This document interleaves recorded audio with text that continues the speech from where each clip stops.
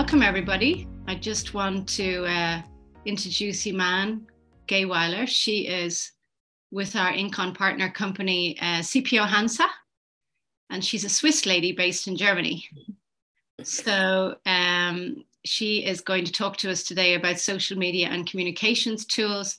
And I know, like many of you, are working in this area. And so one of the reasons why we wanted to run this session was also to learn from everybody else. So I'll hand over to you, Iman. Perfect. Great. Thank you so much, Angela. As Angela said, my name's Iman. I've been with CPO for roughly 2 years now. One of my main focuses is social media marketing.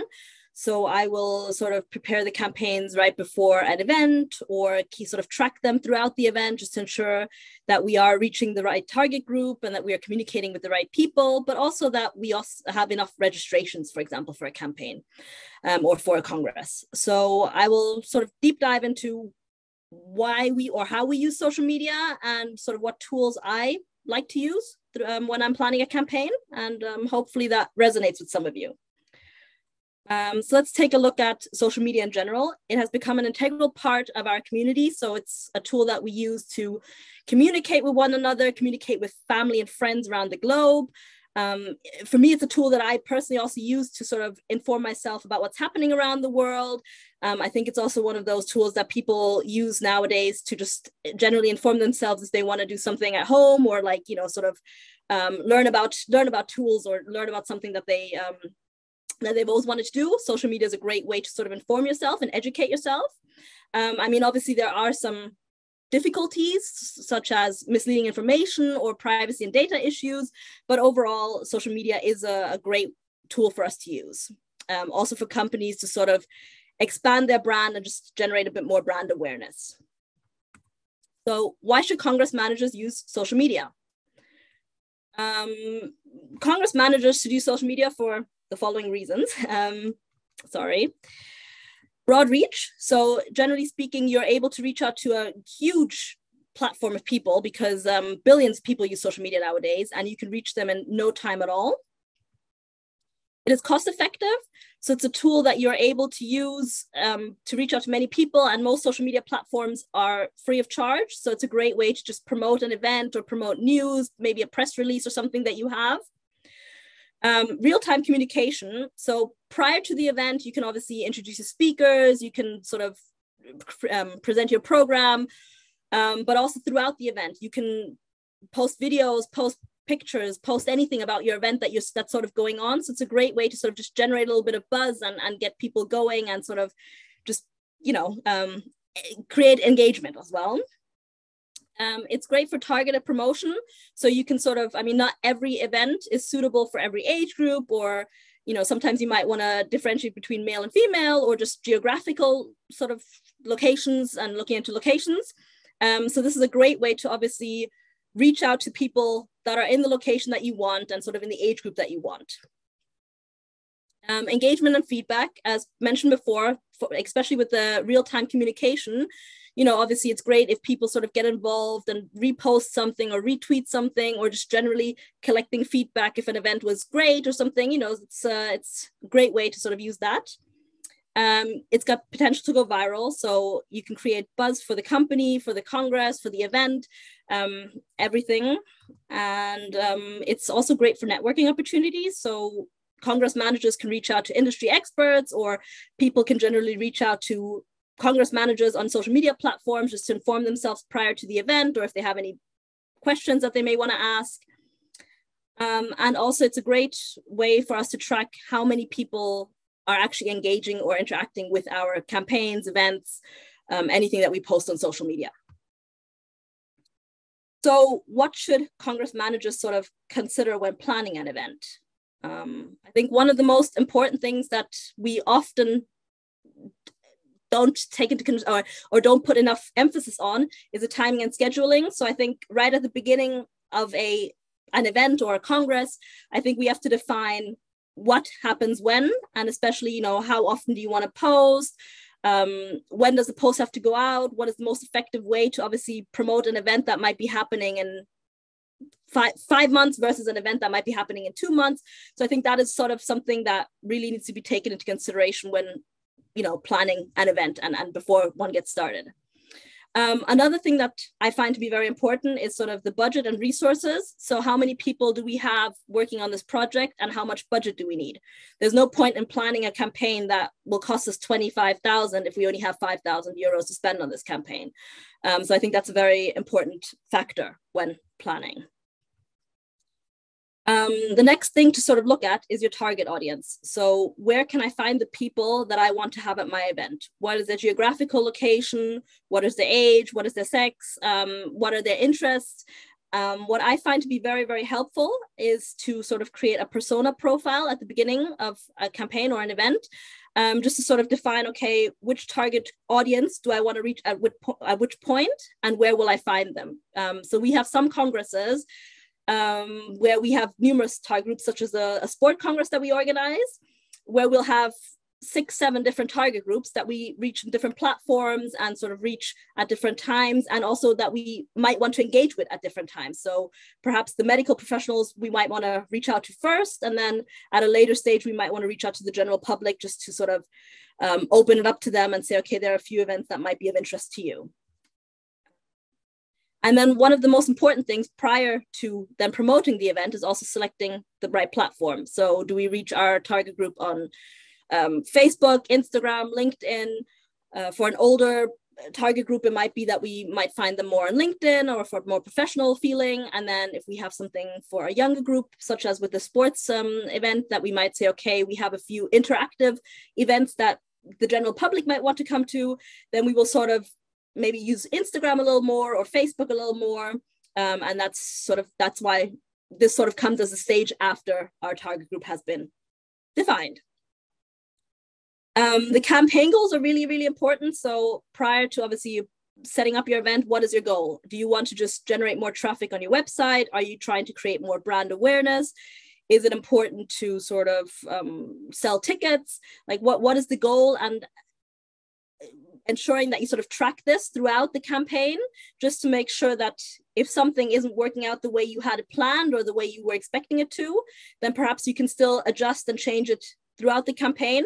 Or maybe you just have to sort of say, okay, one platform isn't working for us. We had 2 platforms defined. You might switch to the other platform. I think a great thing to do is sort of A/B testing, which I like doing. So often it's trial and error for us, that we say, okay, we haven't had this event before, we're organizing something new, we're trying something new. So then we'll try some sort of A/B testing and see, okay, which image, which text, which platform resonates best with our target group. It's really important to plan a content strategy. So I find that often people generally, or quite often, they will try and sort of create their content on the fly, and that works occasionally. So especially when you're sort of at an event and you're taking real-time images to promote what's going on and what's happening on site, I find that to be really excellent. Prior to the event, I do believe that you should have some sort of content plan or content strategy that you can work along. I mean, it doesn't always work out as planned. So maybe you perhaps had something that you want to communicate, but you haven't received feedback from maybe a speaker, or perhaps even the press release didn't work out as expected. Then obviously you would push that back or change the plan a little bit. But generally speaking, I think it's important to have a plan to sort of work along and get your points across. Another thing that we've come to realize over the years is that our branding and messaging should be unified. So what helps is sort of like some sort of guidelines prior to creating pictures and posts that you would like to share with the world. I think it's very important that you sort of create a unified tone, a unified branding, pictures, voice, and everything, just so that people sort of have that general recognition that once you post an image, they sort of know, okay, it's part of this congress or part of this event, and they sort of recognize it. Engagement interaction. By having multiple people engage with your posts, it can obviously just generate a lot more, a much wider reach. And so therefore, engagement is a great way to generate some buzz and to create that excitement prior to the event or the congress. Obviously, posts that are more liked on social media will also just pop up a lot more in feeds. So I think that's a great way. If you have the opportunity to get people to engage and interact, then you should certainly use that. Obviously, there are some compliance and legal considerations when creating some sort of post or some sort of social media, well, just general social media actions. I think you have to take into consideration all the legal considerations and just ensure that you are in compliance with everything. Monitoring and analytics, as previously mentioned, this is one of the most important tools because it, for one, it tells you how many people have engaged with your social media posts, but also it generally shows you a little bit whether you're steering in the right direction or whether you have to adjust something, you know, make some changes. So we do track our campaigns very, very closely and try and adjust accordingly. So each campaign is unique. It needs a different approach. It has a different target group. It has a different objective. And that has to be taken into consideration when planning the event. The effectiveness, generally speaking, is only as good as sort of the campaign that has been planned. So as I mentioned earlier, if you notice that something isn't going in quite the direction you wanted it to, then perhaps you have to adjust it or change the platform or just redefine your target group. Furthermore, I find that paid advertising is a great way to reach out to numerous people, especially because it is very targeted. It shows up in the people's news feeds or generally in their ads on the side of their computer screens. So I find that to be a great way to sort of just generate a little bit more buzz if something isn't going as planned, or if you just want to create a little bit more brand awareness. What supportive tools can Congress managers use? So I have defined a few tools for myself. So I quite like Facebook events when I'm working with tools, just to create and plan an event. And I believe that you're also able to sell sort of tickets over Facebook events. So I find that to be very effective and very helpful. I also like using LinkedIn events. So for webinars or generally when promoting an event, I find that also to help, and just because you can also invite people. So even if you haven't quite reached the target goal yet, or you need more people, you can just sort of reach out to your connections, see who would be most suitable for the event, and then include them in this event. Instagram Live is a great tool because it enables you to feature sort of what's happening behind the scenes. So perhaps you can use it to feature what's happening at the office before you leave and go to the event, or, you know, before the event opens, you can sort of show the people what's happening behind the scenes to sort of and see what's how to set up and organize the event. Then we have some social media listening tools. By that, I mean tools such as Hootsuite, which sort of track the event or the communication surrounding the event. Quite interestingly, we tend to use a social media tool that sort of pops up when somebody uses a hashtag. It will show up on our website, or it'll show up on our Congress portal. And then you just sort of see all the posts that are happening around this event.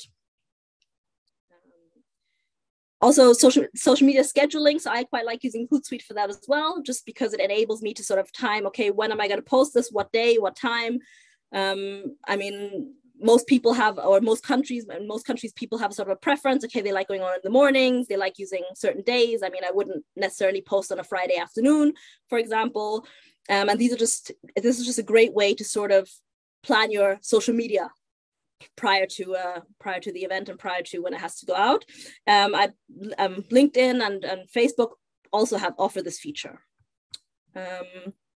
So hashtag tracking tools, we have Keyhole, which is a great tool to sort of monitor your hashtags, but also see how effective the hashtags are generally. So that I find to be a great tool whenever you're trying to sort of prior to planning your event. Event feedback tools such as SurveyMonkey, they just help you obviously optimize your events, because people can give you feedback and just sort of improve on everything that you've basically done so far, or maybe they might even tell you that everything is great. So that's just one way to see where you're at and how you can improve. And for social media analytics, I generally like to use, obviously, Facebook Insights or Twitter Analytics, but also such tools such as Google Analytics are a great way to sort of see how much traffic goes onto your website, how many people like your posts, and yeah, exactly. And that is my brief presentation. I hope I didn't race through it too much. Thanks so much, Iman. So much information there. Can you tell me, I have a question, Iman, on the advertising. Mm-hmm. You know, do you have an example of a Congress that you did that for, and how it all works? Yeah, so we've just recently, we had a Congress, or well, we're now working on a Congress, the sports Congress that I mentioned. We've basically defined, okay, where do we find our target group? So we are focusing on medical professionals, obviously, but we will also be focusing on general physicians and the general public. To reach out to our medical professionals, we've decided to use LinkedIn and ResearchGate. So we've, as we've tried to keep our budget small, we've first of all created a LinkedIn post that we have now boosted. So just we were able to define the location that we wanted to reach out to. We were able to define their interests. So we said, okay, they should be interested in sports, medical, general health, anything that goes in that direction. And then we defined the age group, so saying that they're about between 25 to sort of 60-ish. And we played that campaign out to people in the DACH region. And the campaign is going well. So we've had numerous clicks. It's just a bit of more of generating buzz and creating a little bit of awareness for the Congress that will be taking place, as it is fairly new. And we are planning on setting up some Google ads as well. So when people search for sports or sports health or sports in Hamburg, that we will obviously be one of the first sort of campaigns to pop up, or websites to pop up, that people can inform themselves about. I have a question. Yes. Yeah, go on. What do you find the best messages that you said you created this LinkedIn post, or when you create a whole social program, we all use the same content, call for abstract, deadline, early bird, blah, blah, blah. But what's unique, or something that you can recommend that worked really well, and now it's something that you use all the time because, you know, it's like a good trigger for engagement? I find that mostly posts that have people, or, you know, like when you can link something on LinkedIn, for example. So if you have a speaker profile that you can link to, I find that generates a lot of buzz. Obviously, linking to the event and using specific event hashtags, that generally helps. If there's any specific content, I mean, we had one post for the ECP where we actually had the speaker on stage, and we sort of linked to her profile, and, you know, we showed her in action, and I found that to go down really well, better than a general or a normal speaker profile. Do you use a lot of videos? We don't use a lot of videos at the moment. So we do have a little bit behind the scenes we sort of show, but not so many actually on site when the Congress is happening, more behind the scenes to create a little bit of buzz. Iman, what about the budget for those ads on LinkedIn? What kind of budget are we talking about? I mean, you can start, obviously, the more the better, but you can start with a very small budget. So when we're testing, we sort of start with a budget of about 150 euros. If the Congress permits, we will maybe go up to 500-600 euros. So for Google Ads, we also generally start at the basic. So we'll start maybe with 800 and see how it goes before we then start investing more money. And those 150 will be for about a week, roughly. So it doesn't generate too much traffic, but it's just about for us to get a feeling and to sort of see when we're doing A/B testing to see which campaign works out better for us. Iman, do you have any statistics yet on increased numbers or on any of the events that you've been involved in? Well, we have had a few good events. So ADHD Congress has quite a few registrations, and also ECP, but those are generally speaking two congresses that are very, very good. So where we see the numbers that are sort of difficult or less popular are congresses that are generally fairly new, that haven't quite established themselves in the market yet. And those, we just have to see that we promote them with a little bit more budget, and we start promoting them early. So often where we see our difficulties, that often our timing and our scheduling tends to start a little bit too late. Surely we try and, you know, keep the Congress going after the Congress has happened. So we'll keep trying to post something on social media. We'll generate articles and press releases and keep speaker profiles going if possible, if we already know who our next speakers will be. But I think that's one of the things that we certainly can improve on, that we just schedule or plan our events a little bit further in advance and sort of use the tools that we are given. When you're doing this kind of work, which aspect of it do you enjoy the most? Oh, I think I generally enjoy the tracking actually the most, because you sort of see, okay, when a campaign's going well or a campaign's doing not so well, and then you sort of have to step into action. So I think just sort of seeing how the numbers change and how it resonates with the public is one of my favorite parts. This is really good for especially when you are so lucky and have the luxury of having an Iman, a social media manager who assists you in this, who has the knowledge. But I think for a normal project manager who has to deal with so many other things for the Congress and the planning, what do you recommend how to include the social media in your daily workload as a project manager organizing a Congress? Yeah, I believe that, you know, if the resources aren't there, perhaps that you might want to focus on one channel as opposed to 10 different channels, because obviously every channel may have, or every platform might have some different requirements, and you have to adjust different posts, and you won't be able to reach sort of everybody with the same posts on different platforms. So I think you should focus your resources and energy on perhaps one platform that you know will go very well, that you can reach your target group on. I think at that point, it's even more important to work sort of structured with a plan and a content plan, where you might already have predefined your content that you can post, you know, already prepared everything from speaker posts to posts about certifications and so on, so that you just have to copy paste them and already have your images chosen and selected. I think that can optimize the process a little bit. And also, obviously, as mentioned before, there are certain tools such as Hootsuite that allow you to schedule your posts so that you can, you know, plan them whenever you do have a moment. You can set them up and say, okay, you'll put, I don't know, 5-6 posts in already, so that you don't have to go in every day and upload the posts, or every weekend have to remember that. I think those tools can be very efficient and help you. And obviously using things like Keyhole to track sort of what hashtags to use, that might help as well to see sort of, okay, where's the content going? What do people use? Which hashtags resonate with people, as opposed to having to monitor everybody's profile and start from scratch. I think using something like that might help a little bit. Have you used ChatGPT yet for creating content or doing anything around social media? Absolutely, yes. Yes, I have used ChatGPT. I find it to be a great tool. I do not believe you can just use ChatGPT, so I think it has to be tailored to your specific needs. And I think a lot of what it provides you with has to be adjusted and personalized and just added, you know, made it a little bit more personal. But yeah, it certainly is very helpful. I have to say, I just created a whole script for a video, promotional video for an international conference. I had these bullets that I needed to include, and I worked with ChatGPT, and in like, I don't know, 1 hour work, we created together this amazing script that otherwise would take me 2 days. Yeah. Yeah, that's great.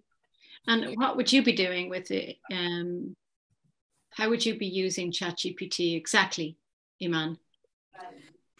So I mean, we also, whenever we're sort of creating content for our social media posts, or so we might create a blog article.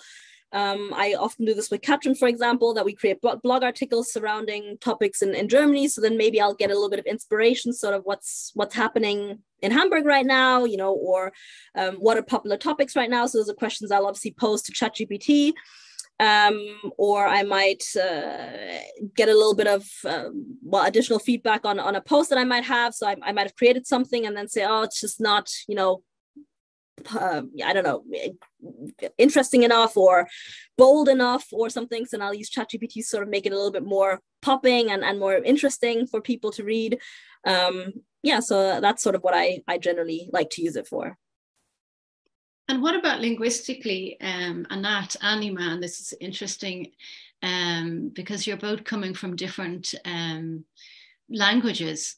Is there as much information in your own native language as there would be, say, in English? No. Yeah. No, not in Hebrew, obviously, but maybe in German. So it depends on it all depends on how much is going in there, right? Yeah, no, in German, it's really good, I have to say. So it obviously depends on the topic. If you're looking at the stock market and you want to have information about the stock market, obviously it can't provide you with information about that, but I don't think it would be able to provide you information about that in English either.